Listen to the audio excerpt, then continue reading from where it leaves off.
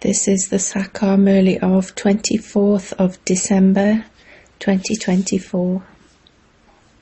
Essence: Sweet children, in order to have unlimited happiness and intoxication, renounce the illness of body consciousness. Have loving intellects and reform your behavior.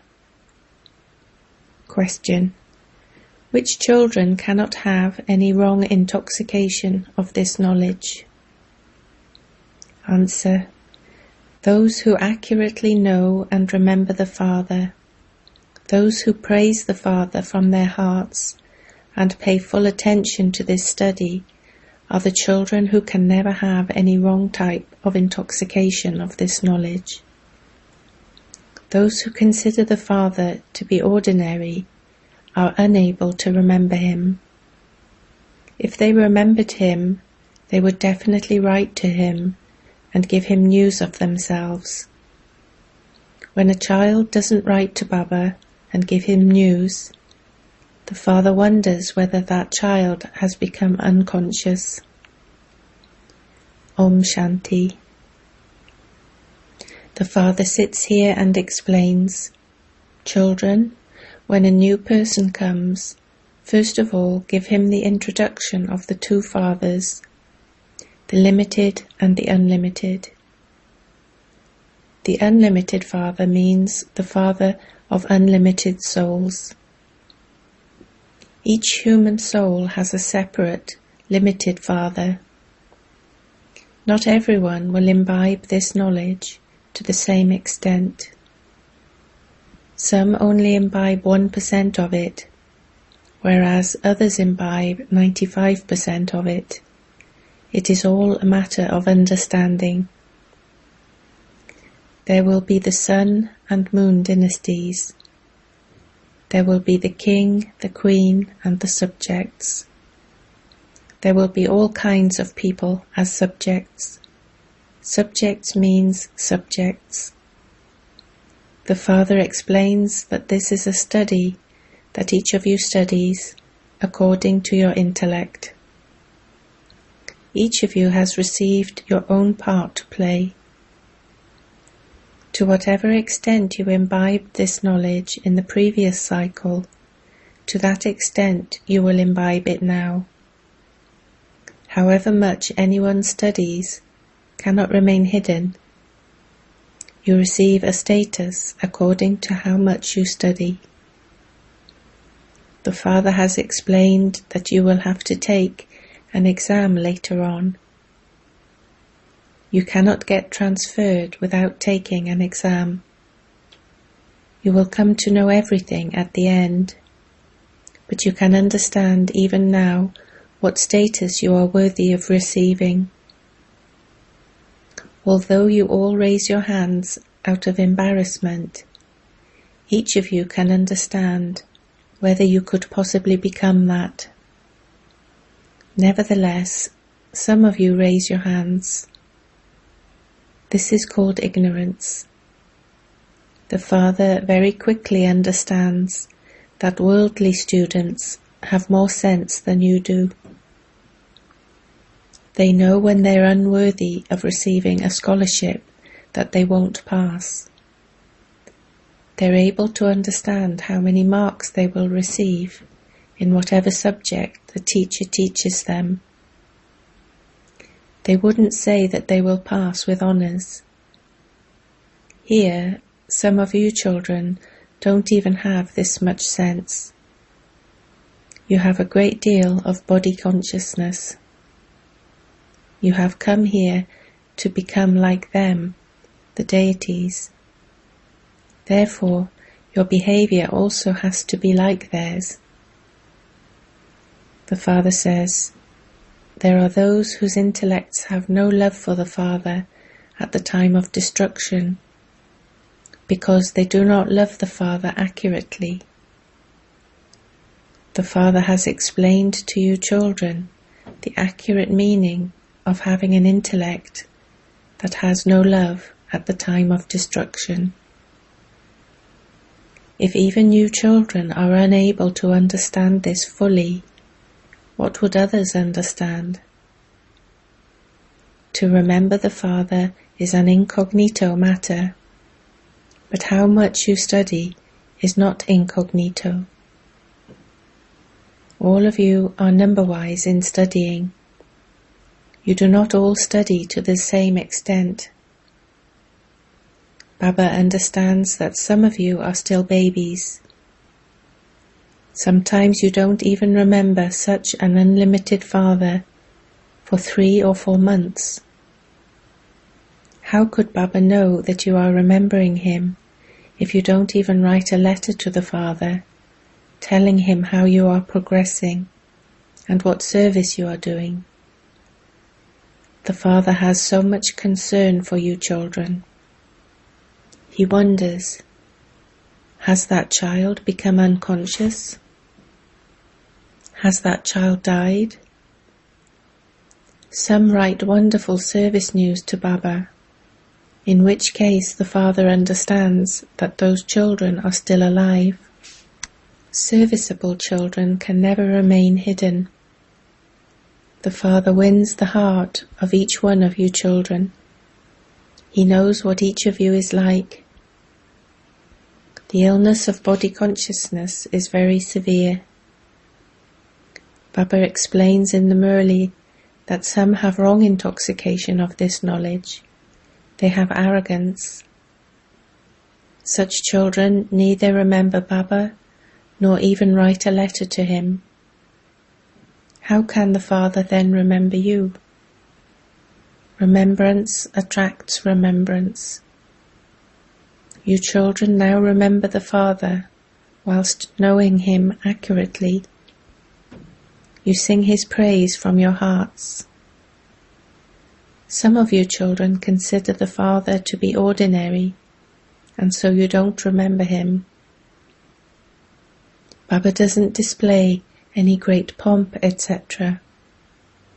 God speaks, I teach you Raja Yoga in order for you to attain the sovereignty of the world. However, you don't seem to realize that you are studying with the unlimited Father in order to claim the sovereignty of the world. If you had this intoxication, your mercury of unlimited happiness would always remain high. Those who study the Gita say that Sri Krishna spoke the words, I teach you Raja Yoga. But they wouldn't have the happiness of attaining a kingdom. When they finish studying the Gita, they go to their businesses. It is now in your intellects that the unlimited Father is teaching you. This would not enter their intellects. Therefore you must first of all give the introduction of the 2 Fathers to anyone who comes. Tell them, Bharat was once heaven, but it is now hell. This is now the Iron Age. It would hardly be called heaven. You can't claim to be in both the Golden Age and the Iron Age at the same time. When someone receives sorrow, he would say that he is in hell, whereas when someone experiences happiness, he would say that he is in heaven. There are many who say this. Those who experience a lot of sorrow are in hell, whereas we now experience a lot of happiness. Because some people have palaces and motors, etc., they think that they're in heaven, and that whether it is the Golden Age or the Iron Age, it's all the same to them. Therefore, you first of all have to make the aspect of the 2 Fathers sit in their intellects. The Father himself gives you his own introduction. How could he be omnipresent? Would you call your physical fathers omnipresent? They can see in the pictures you show them that the form of a soul and the form of the Supreme Soul are identical. There's no difference between them. A soul is no larger or smaller than the Supreme Soul. Each one is a soul. He too is a soul. He constantly resides in the Supreme Abode, and so he is called the Supreme Soul. I do not come into this world like all of you souls do. I just come at the end and enter this body. Although these things are very easy to understand, outsiders can't understand them. The only difference is that they have replaced the name of the Father with the name of Sri Krishna, a resident of Vaikuntha, paradise. How could Sri Krishna come from Vaikuntha, heaven, into hell, and teach you Raja Yoga? How could Sri Krishna say, "Forget your body, including your bodily relations, and remember me alone"? How could your sins be cut away by having remembrance of a bodily being? Sri Krishna was just a small child. Just look at the contrast between him and myself when I enter the old body of an ordinary human being. There is so much difference. Due to this one mistake, every human being has become impure and poverty-stricken. Neither am I omnipresent, nor is Sri Krishna omnipresent. A soul is omnipresent in each body. I do not even have a body of my own. Each soul has his own body. Each body is given a different name. Neither do I have a body, nor is a bodily name given to me. I take this old body and change his name to Brahma. Brahma is not my name. I am eternally Shiva. I alone am the bestower of salvation for all. It is not souls who are called the bestower of salvation for all. Does the Supreme Soul ever become degraded? Only souls become degraded, and only souls receive salvation from the Father. You must churn the ocean of this knowledge and think about all of these things.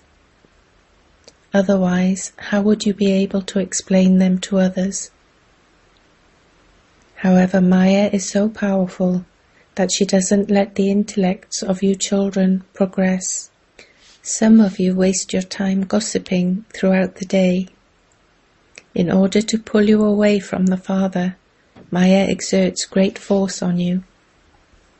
Some children break away because they don't remember the Father.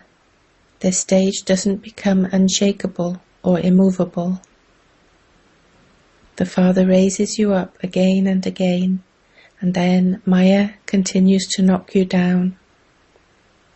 The Father says, "You must never be defeated." This match happens every cycle. It is nothing new. You will definitely become conquerors of Maya by the end. Ravan's kingdom has to end, and we will then rule in a new world.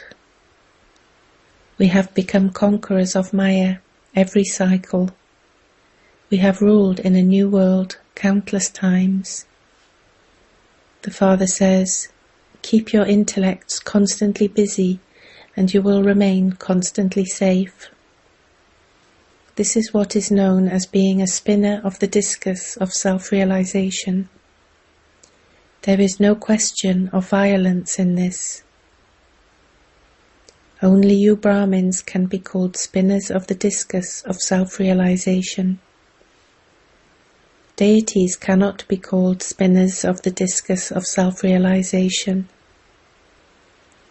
There is a great difference between the customs and systems of this impure world and those of the deities. It is the residents of the land of death who call out to the Purifier Father, Come and purify us impure ones. Take us to the pure world. It is in your intellects that 5,000 years before today there used to be a pure new world which was called the Golden Age. The Silver Age wouldn't be called a new world. The Father has explained that that is first class and the other is second class. You should imbibe every aspect very well, so that anyone who comes and listens to you becomes amazed. There are many who become amazed, but they do not have the time to make effort because they have heard that they definitely have to remain pure. It is the vice of lust that makes human beings impure. By conquering it, you become conquerors of the world. However, it is as though vice is a treasure for them, and this is why they don't even speak of it. They simply say that you must control your mind. Only when your mind is not in a body can it become free from thoughts. Your mind cannot become free from thoughts otherwise. You receive a body in order to act. Therefore, how could you stay in the Karmatit stage? The Karmatit stage is said to be the stage of a corpse. To be a living corpse means to become detached from your body. The Father is teaching you a study of how to become detached from your bodies. You souls are distinct from your bodies. You souls are residents of the Supreme Abode. When you souls enter bodies, you are called human beings. Each of you receives a body in order to act.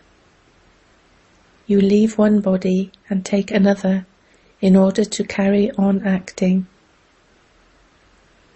Only when souls are not in bodies can they experience peace. Neither are actions performed in the incorporeal world, nor is there any question of actions in the subtle region. The world cycle only turns here. This knowledge means to know the Father and the world cycle. There is no one with either a white costume or a beautifully decorated costume in the subtle region, nor is there Shankar adorned with a snake, etc. The Father continues to explain to you the secrets of Brahma and Vishnu. Brahma exists here, and the dual form of Vishnu is also here. That scene is just part of the drama, which can only be seen in a divine vision. You cannot see anything pure with those criminal eyes. Acha. To you sweetest, beloved, long-lost, and now found children, love, remembrance, and good morning from the Mother, the Father, Bapdada. The spiritual Father says Namaste to you spiritual children. Essence Vedana 1. In order to keep yourself constantly safe, you must keep your intellect busy, churning the ocean of this knowledge. Become a spinner of the discus of self-realization. Do not waste your time in gossiping.